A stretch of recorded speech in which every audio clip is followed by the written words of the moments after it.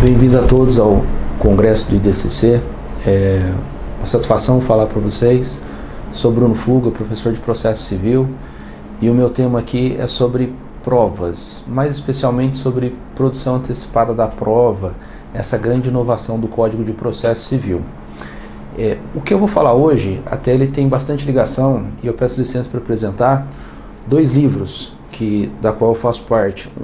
Um livro bem precursor sobre produção antecipada da prova, com diversos doutrinadores sobre o assunto, e um livro sobre provas no processo civil, que eu tenho discutido bastante sobre provas, o tema probatório. Então eu vou fazer algumas abordagens iniciais sobre o tema de provas, e depois eu peço licença para entrar especificamente no tema sobre produção antecipada da prova.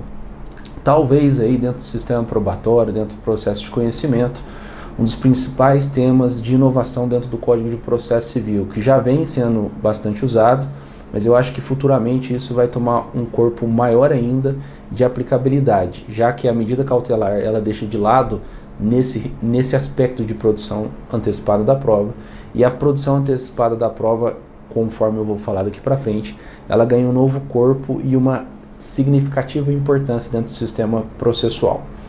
Pois bem, iniciando o tema de provas, eu gostaria de comentar que o tema provas tem tamanha importância dentro do processo, dentro do sistema processual, que ele faz parte dentro de umas normas do artigo 5º da Constituição. Ou seja, a todos deve ser garantido o amplo direito de produção de provas. Então, Tarufo já falava que não se deve ser cerceados e todos os meios de provas devem ser o máximo possível proporcionado para as pessoas. Então, primeiro ponto, provas faz parte do sistema constitucional, todos os meios de provas devem ser facilitados, e eu penso provas como um sistema de técnicas. Olha que interessante, nós temos diversas técnicas para a solução de conflito. Nós temos, por exemplo, uma técnica de petição inicial, uma técnica recursal para o melhor recurso, diversos recursos, e para o conhecimento dos fatos, na medida que ele aconteceu no passado, o processo proporciona diversas técnicas para que seja possível atingir a busca da verdade dentro do processo. Nós temos então uma técnica de prova pericial, uma técnica de prova testemunhal, diversas técnicas possíveis para possibilitar que a gente consiga, na maior medida do possível, atingir essa busca da verdade dentro do processo, mesmo que às vezes ela não seja passível de conhecimento, mas as técnicas devem existir na medida desse possível.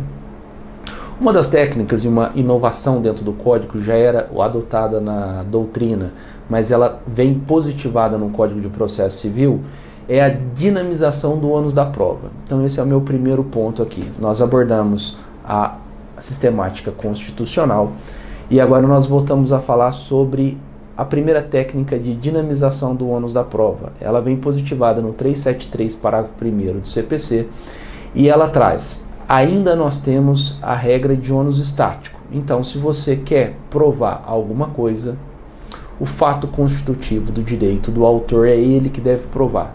E ao réu compete fato impeditivo, modificativo e extintivo do direito do autor.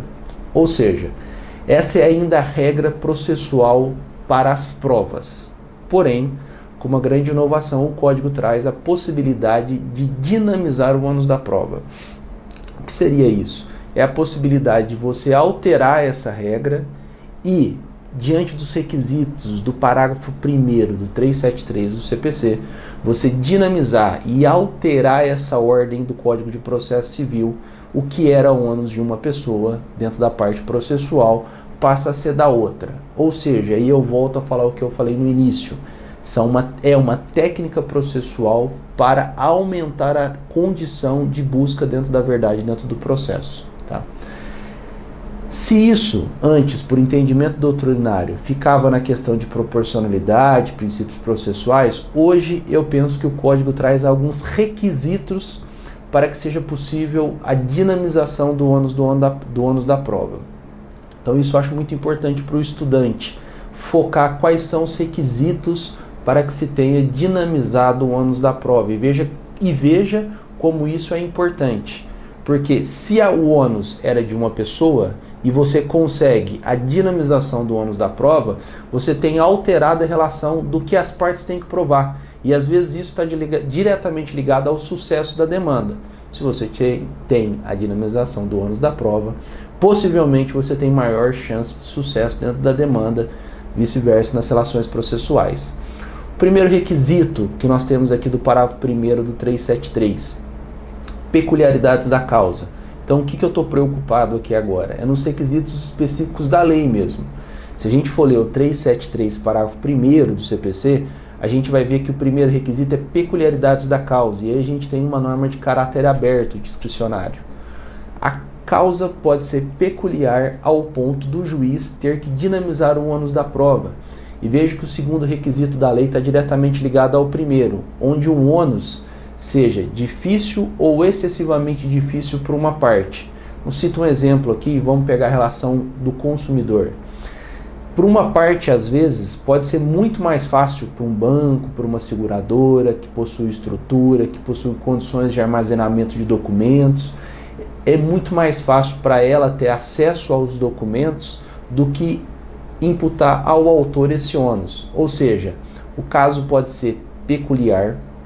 Segundo, o caso pode ser excessivamente difícil ou até mesmo impossível para uma das partes, ou seja, pode ser difícil para a parte autora, mas fácil para a parte ré obter aquele documento, fazer aquela perícia, obter o depoimento da testemunha. Então, se você tem essa situação peculiar e que é difícil para uma das partes, você pode ter a dinamização do ônus da prova.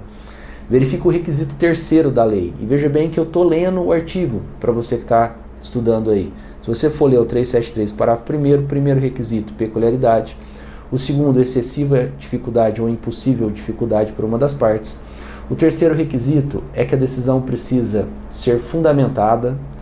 Quarto requisito é que precisa respeitar o contraditório, ou seja, o julgador pode dinamizar o ônus da prova? Pode, mas ele deve deixar condições para que a outra parte que suporte a dinamização tenha condições de fazer aquela prova. Ou seja, imagina uma situação fática. Eu não preciso juntar esse documento, porque agora foi dinamizado o ônus da prova e o réu tem que juntar o documento. Mas ele tem que ter o prazo para juntar. Ou seja, você faz respeitando o contraditório. E o quinto e último requisito do parágrafo 373 é que a prova não pode ser que a doutrina chama de diabólica. Ou seja, a dinamização não pode ser difícil a tal ponto que o réu fique com uma ônus que seja diabólico, que ele não consegue se desvencilhar disso. Então, esses são os 5 requisitos legais.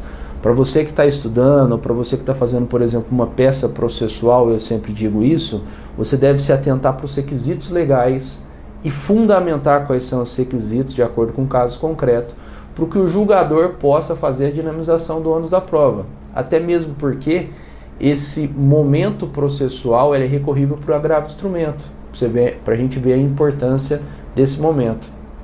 Passando um pouco para frente, eu comparo sempre que a dinamização do ônus da prova tem fina ligação com a inversão do ônus da prova, aquela já conhecida do inversão do ônus da prova das relações de consumo. No meu entendimento, e a doutrina se diverge nesse sentido, é que a dinamização do ônus da prova, no meu entendimento, ela tem um aspecto prático semelhante à dinamização do ônus da prova, porque os dois eles têm a capacidade de alterar a relação processual de quem tem que provar o quê. Tá?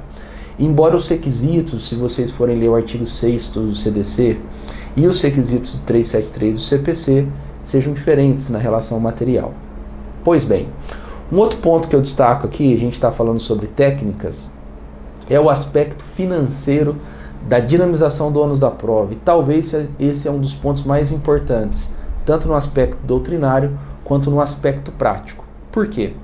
Se vocês forem ler o artigo 95 do Código de Processo Civil, ele fala que o ônus financeiro de quem pede a prova, as despesas processuais é de quem pede.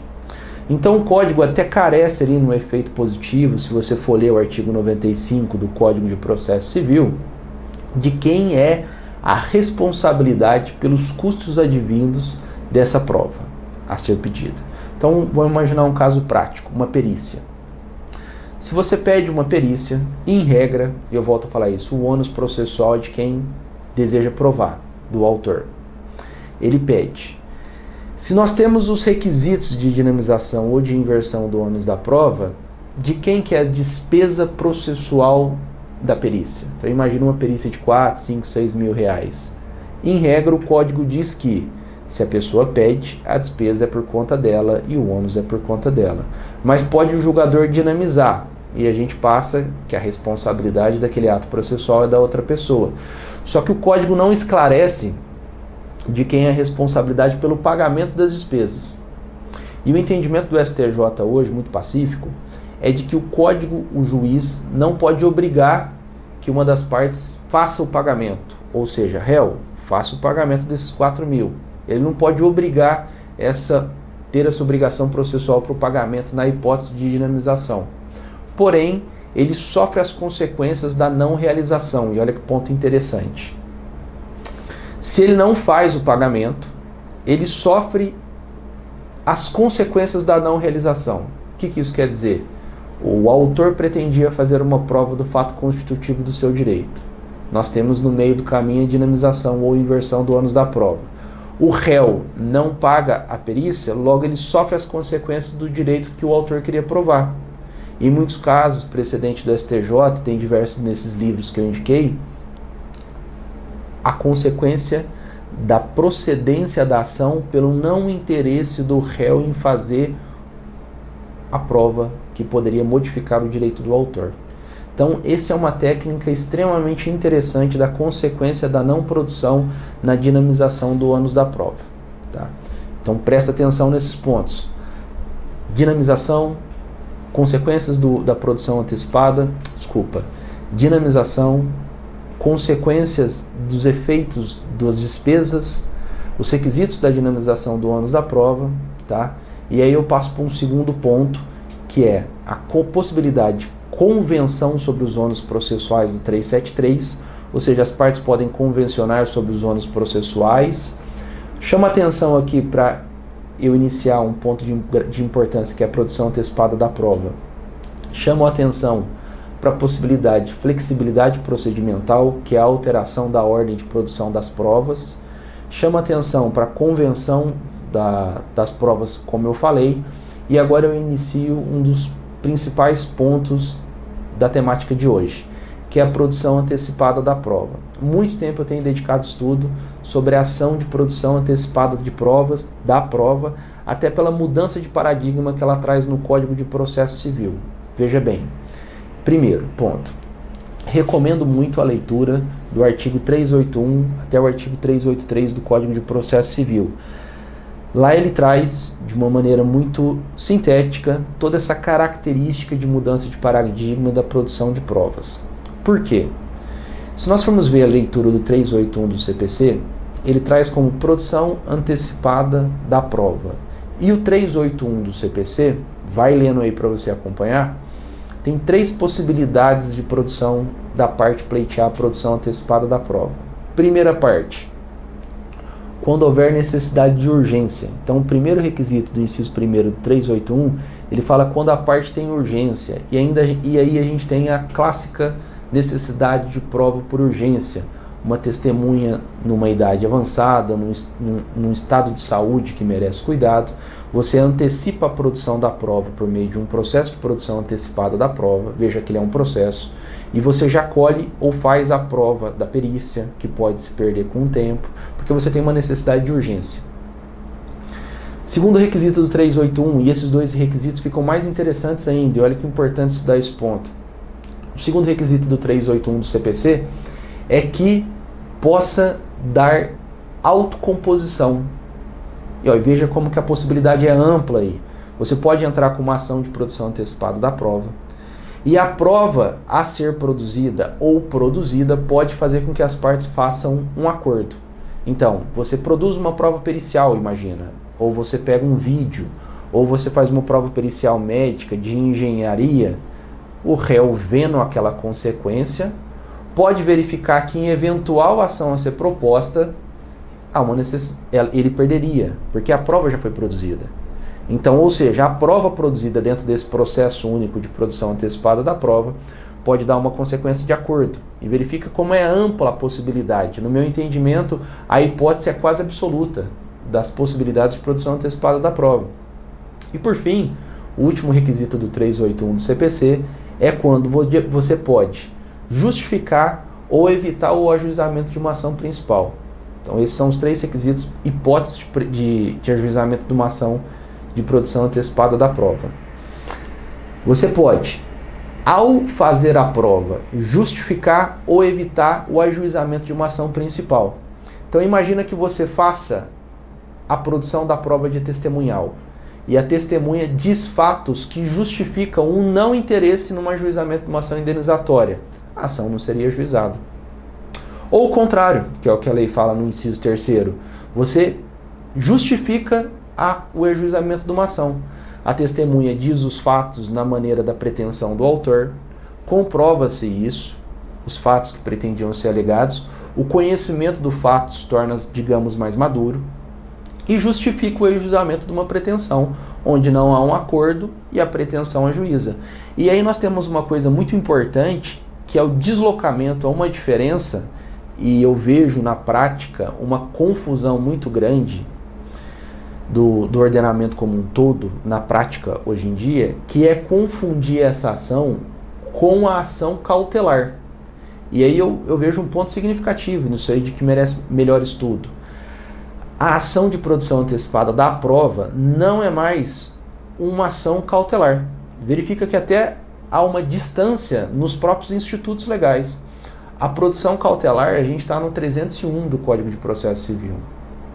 E deslocado da produção antecipada da prova no 381. São procedimentos hoje totalmente distintos, tá? Os nomes devem ser totalmente afastados, são institutos diferentes, com procedimentos diferentes, ritos diferentes e consequências jurídicas totalmente diferentes. Mas eu vejo tanto artigos ou decisões judiciais, até mesmo de tribunais, e eu cito algumas nos livros, onde tenta fazer uma aproximação. Já vi fundamentos até de fungibilidade. No meu entendimento, isso é totalmente incorreto.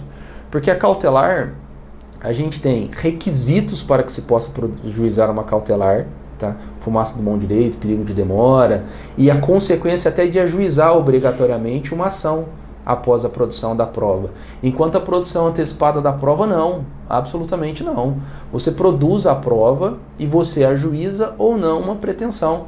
Ela não é vinculada a uma pretensão. E isso por si só diferencia significativamente ela de uma cautelar. Tá? Um enunciado interessante, aí eu digo o principal motivo desse tema de hoje, do FPPC, para quem tem interesse, Fórum Permanente Processualista Civis, o enunciado número 50, ele diz, por exemplo, que os destinatários das provas são juízes ou quem dela possa fazer proveito, as partes, por exemplo. Se antes, há 3 anos atrás, o destinatário da prova era o juiz, hoje não mais. E veja que diferente mudança de paradigma do código, de todo o ordenamento jurídico. Há uma mudança de paradigma de todo o ordenamento jurídico, não só processual. Quem tem interesse na produção de provas hoje? O destinatário não é o juiz para convencimento dele. O destinatário é a parte também. Se o direito de produção da prova é um direito constitucional, logo, ele é um direito não somente de convencimento do juiz, mas o direito de produzir a prova também é da parte autora, que pode ou não ajuizar um processo judicial.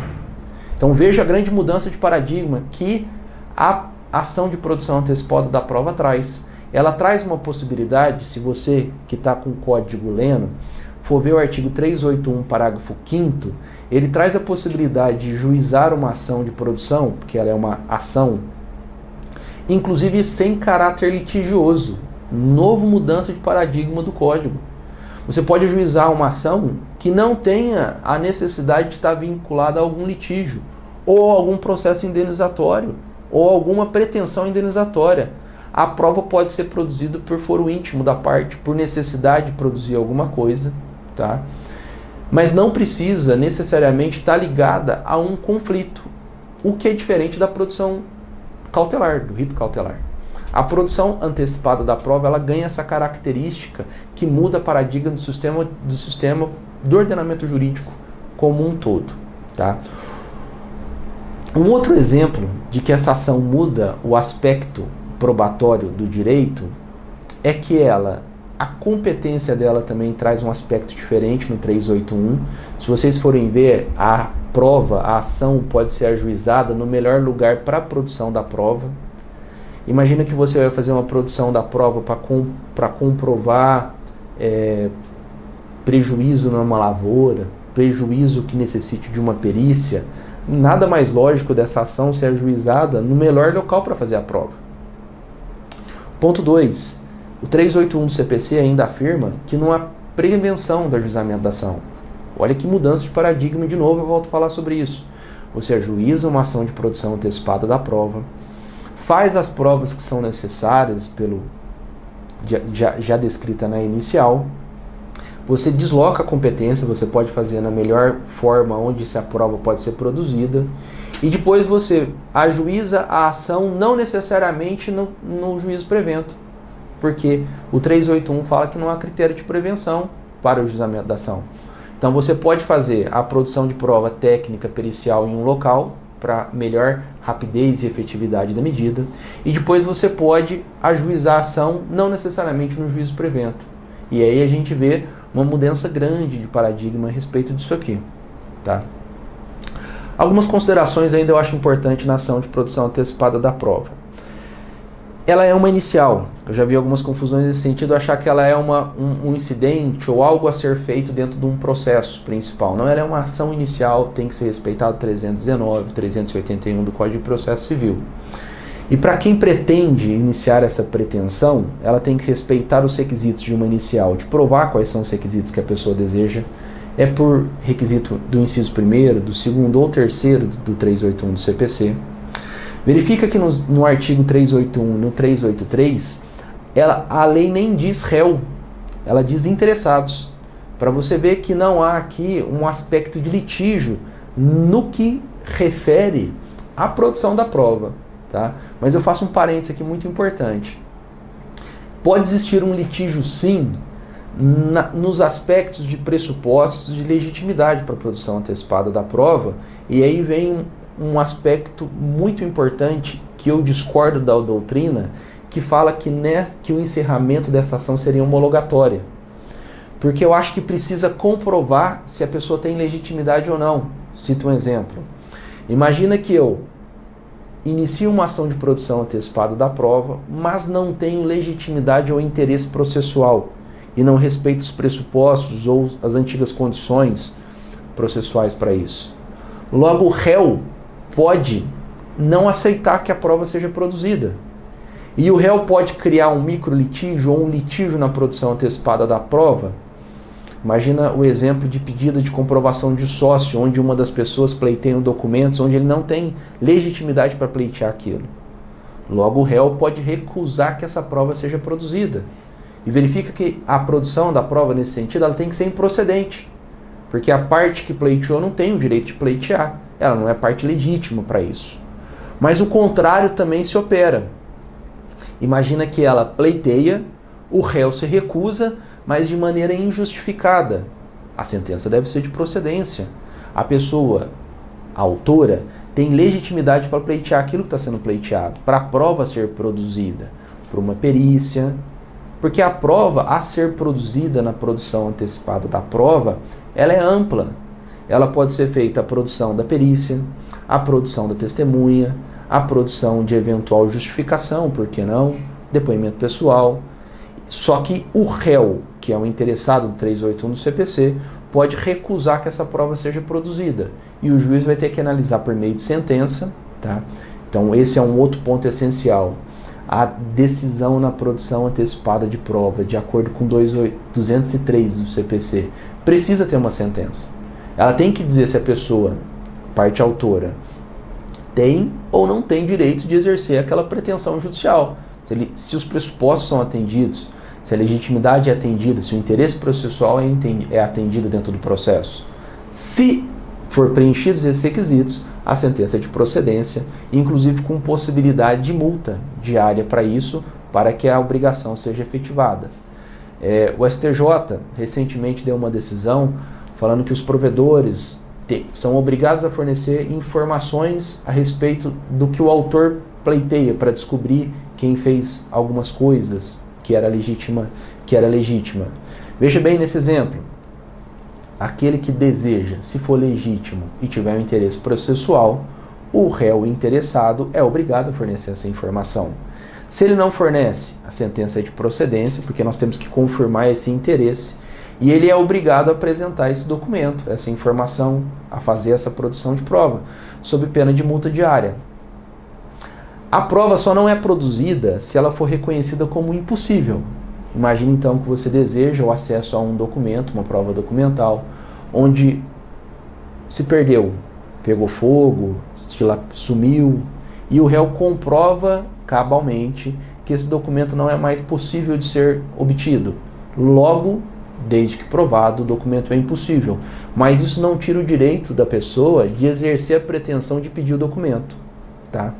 E aqui, já quase encerrando, um outro ponto muito importante, uma técnica complexa que eu vejo nesse ponto de produção antecipada da prova, e por isso que eu iniciei o assunto sobre dinamização do ônus da prova, é que não cabe, no meu entendimento, e vejam bem a complexidade desse ponto que eu vou dizer para encerrar, não cabe a dinamização do ônus da prova na produção antecipada da prova.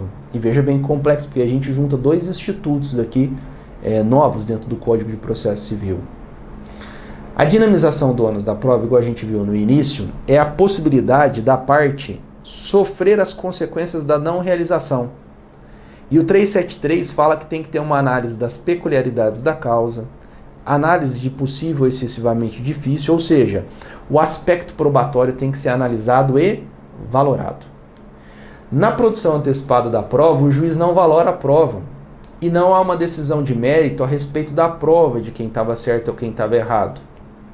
Logo, nós não podemos ter o aspecto de dinamização do ônus da prova ou deferimento de uma dinamização do ônus da prova na produção antecipada da prova. Então imagina, por exemplo, que o autor peça o acesso a um documento. Isso é um exemplo corriqueiro. A não produção da prova ou a não demonstração desse documento por parte do réu não faz com que os fatos sejam imputados como verdadeiro, uma presunção de veracidade. Isso é possível, de acordo com a aplicabilidade do 400, dentro do processo de conhecimento, mas não dentro da produção antecipada da prova. Então eu deixo esse ponto que eu vejo um pouco mais complexo, porque envolve os dois institutos, para o final, até para o aluno que tenha interesse em estudar sobre isso. Tá? Dentro do meu livro eu trato sobre um capítulo sobre isso, o livro que eu indiquei trata sobre diversos pontos sobre isso, porque é uma coisa muito estudada no ordenamento jurídico e com muitos exemplos práticos. Porque pleitear a dinamização do ônus da prova implica nas consequências processuais financeiras, na presunção de veracidade, na multa diária, e a presunção e os aspectos de dinamização do ônus da prova não podem ser pleiteados ou deferidos ou alcançados dentro da ação de produção antecipada da prova. Tá? Então fica essa dica de estudo para vocês, né, dessa grande problemática do direito que deve ser estudada para as consequências da produção antecipada da prova como um todo. Eu disse alguns pontos aqui, dado ao curto tempo, tá?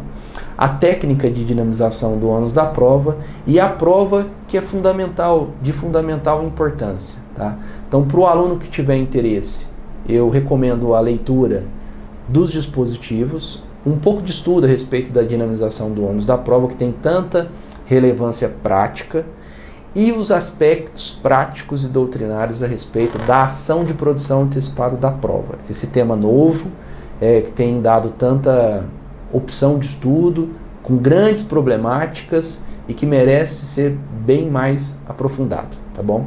Foi um prazer participar do evento, bom estudo para vocês, espero em breve voltar com outros vídeos aí. Um abraço.